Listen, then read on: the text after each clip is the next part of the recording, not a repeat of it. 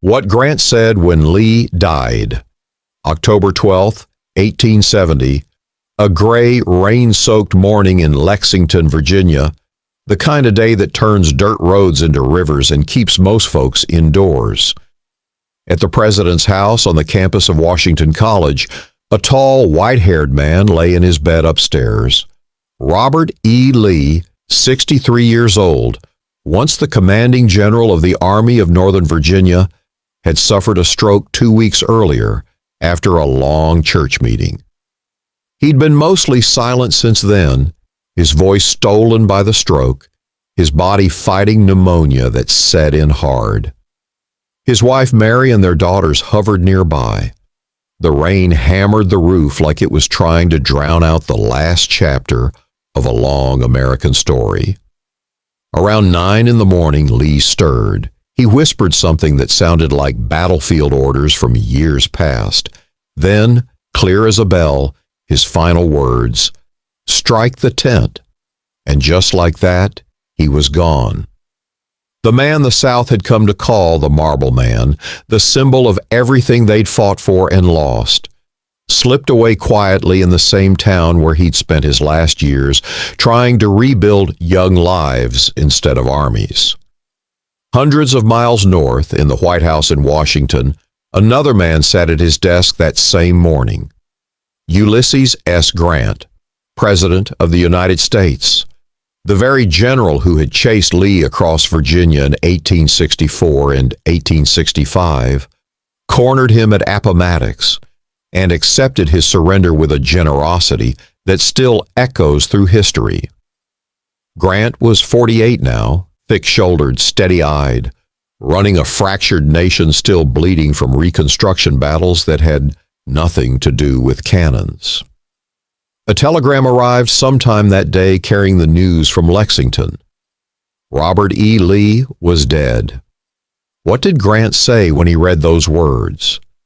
The answer is as surprising as it is simple. Nothing. At least nothing that made it into the papers. Nothing that went out as an official statement. No order for national flags at half-mast. No public tribute. No letter of condolence released to the press. The silence is striking. And it tells us more about these two men, about the war they fought, and about the uneasy peace that followed than any flowery eulogy ever could. It's easy to picture the scene people wanted to believe. Two old rivals bound by the strange brotherhood of soldiers who had tested each other to the limit, now separated by time and distance, one passing quietly while the other paused in quiet respect. Popular imagination loves that version. It fits the myth that grew up later. Grant and Lee, magnanimous foes who shook hands at Appomattox and somehow became friends in the years after. But history doesn't hand us that neat little story. What it gives us instead is a quiet White House, a busy president, and a notable absence of words. And to understand why that silence mattered, we have to go back to where their paths first crossed in a way that would define both their lives. The war itself had been grinding on for 4 brutal years by the time Grant took command of all Union armies in March 1864. Lee was already a legend in gray. Born into one of Virginia's first families, West Point graduate, Mexican war hero, the man who turned down command of the entire Union Army because he could not raise his sword against his home state.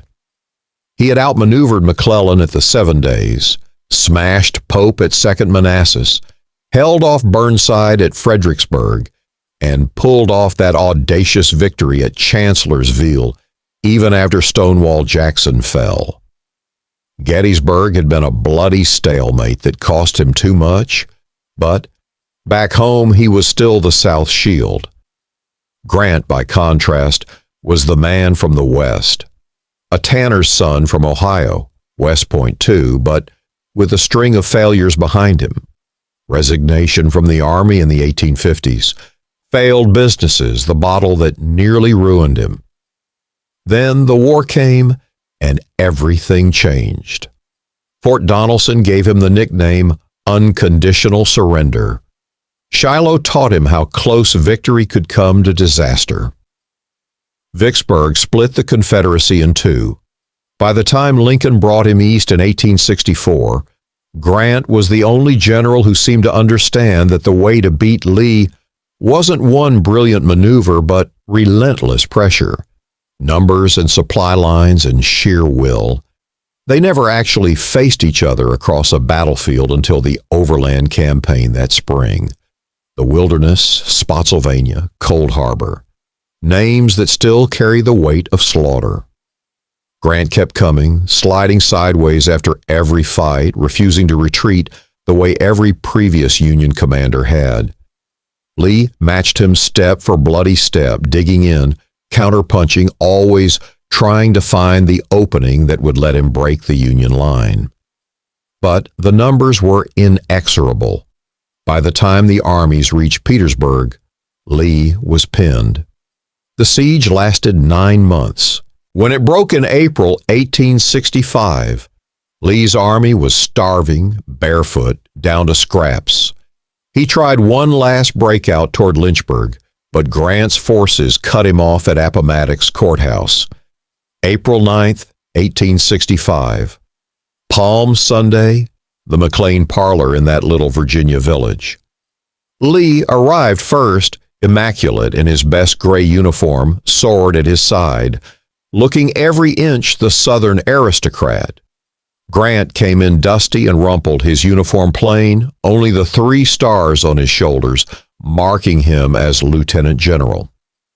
They had met once before, briefly, during the Mexican War, but neither remembered the other clearly. Now they sat down like old acquaintances discussing business. Grant wrote out the terms himself. Officers could keep sidearms and horses. Men could take their mounts home for spring plowing. No one would be prosecuted for treason as long as they obeyed the law. Lee read it, signed it, and rose. Grant stood too. They shook hands. Lee stepped outside, mounted Traveler, and rode back through the lines. His men cheered him even in defeat. Grant, watching from the porch, ordered his own troops not to celebrate. No bands, no cheers. He later wrote in his memoirs what he felt in that moment. What General Lee's feelings were, I do not know. But my own feelings, which had been quite jubilant on the receipt of his letter, were sad and depressed. I felt like anything rather than rejoicing at the downfall of a foe who had fought so long and valiantly and had suffered so much for a cause, though that cause was, I believe, one of the worst for which a people ever fought, and one for which there was the least excuse. That paragraph in Grant's memoirs is the closest thing we have to a public reflection on the man himself. Notice what's missing. No gloating, no personal warmth. Respect for the soldier, yes. Pity for the suffering, absolutely. But the cause? Grant never blinked on that. He thought it was wrong from the beginning, and he said so plainly. After Appomattox, the 2 men went their separate ways and never met again. Lee traveled to Richmond, then accepted the presidency of Washington College in Lexington. He threw himself into education, raising the school from near ruin, adding practical courses, even encouraging young men from both North and South to study together. Privately, he remained bitter about some aspects of Reconstruction, but publicly he kept his dignity. There's a story often repeated by students that when one young man spoke disrespectfully of Grant, Lee cut him off sharply. "Sir, if you ever again presume to speak disrespectfully of General Grant in my presence, either you or I will sever his connection with this university." Lee knew what Grant had done at Appomattox. He never forgot it. Grant, meanwhile, rode the wave of victory straight into the White House. Elected in 1868, re-elected in 1872. He pushed hard for the rights of freedmen, enforced the Ku Klux Klan Act, signed the Civil Rights Act of 1870. But the country was exhausted. Northern voters wanted the war over. Southern whites resented federal troops and carpetbaggers. Scandals began to swirl around Grant's administration, not because he was personally corrupt, but because he trusted too many old friends who were. Black Friday in '69, the whiskey ring later. The pressure never let up. By 1870, Grant had been president for nearly 2 years. The nation was still raw. Lee's death came at a moment when any public gesture from the White House could be twisted. A national day of mourning ordered by Grant might have pleased the South, but enraged radical Republicans who still viewed Lee as a traitor who had taken up arms against the United States. Silence, on the other hand, was safe. It was also, perhaps, honest. Grant had said everything he needed to say back in that parlor at Appomattox. Words now, 5.5 years later, would have felt like performance. The news hit the wires fast. Southern newspapers filled pages with tributes. In Lexington, the college chapel became a shrine. The funeral on October 15th was simple but heartfelt. Rain poured down so hard that roads washed out and only local people could attend. Lee's body lay in state in the chapel he had helped build. Traveler, his faithful gray horse, followed the procession. The South stopped. Life came to a halt for days in many towns. It was the first great collective mourning since the war, and it helped cement the lost cause narrative that was already taking shape. Lee as the flawless Christian soldier, the South's noble defeat, the war as a tragic misunderstanding rather than a fight over slavery. In the North, the reaction was more muted. Some papers praised Lee's character. Others, like Frederick Douglass's New National Era, pushed back hard. Douglass reminded readers that Lee had fought for a cause that kept millions in chains. He called the glowing eulogies dangerous sentimentality. Grant himself stayed quiet.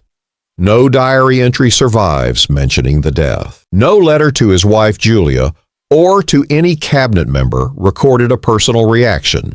He simply kept working. The country had problems bigger than one man's passing. The 15th Amendment was still fresh. Violence in the South continued. The economy wobbled. Some historians have looked for hidden gestures. Did Grant order flags to half-mast? The record says no. Local posts and some Southern accounts claim flags flew at half-staff across the country. But those claims appear to be wishful thinking or local decisions. The War Department under Grant issued no such order. No telegram of condolence went to Mary Lee or the college. The silence held. Why does that matter? Because it strips away the romantic myth and leaves us with something more real. Grant and Lee were never friends. They were professionals who respected each other's abilities and, at the end, each other's honor. But the war had been too big, too personal for the nation, for easy reconciliation between the commanders. Grant had lost too many men chasing Lee across those Virginia fields. Lee had watched his beloved Virginia torn apart. Their mutual silence after 1865 wasn't coldness. It was dignity. They had said what needed saying when it mattered most in that parlor with the war still smoking around them. Lee had defended Grant's reputation at Washington College. Grant had protected Lee from any treason trial after the surrender, even threatening to resign if the government went back on the Appomattox terms.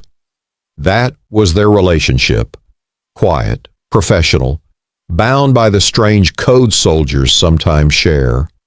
No letters back and forth, no visits, just the knowledge that each had done his duty as he saw it. When the telegram reached the White House in October 1870, Grant read it, set it aside, and went on with the day's business. Perhaps he paused for a moment. Perhaps he remembered that dusty April afternoon when Lee had ridden away on Traveler. Perhaps he felt again that strange sadness he described in his memoirs. But He didn't put it on paper for the public. He didn't need to. The country was still trying to figure out how to live together after the bloodiest war in its history. Grant's silence was part of that figuring.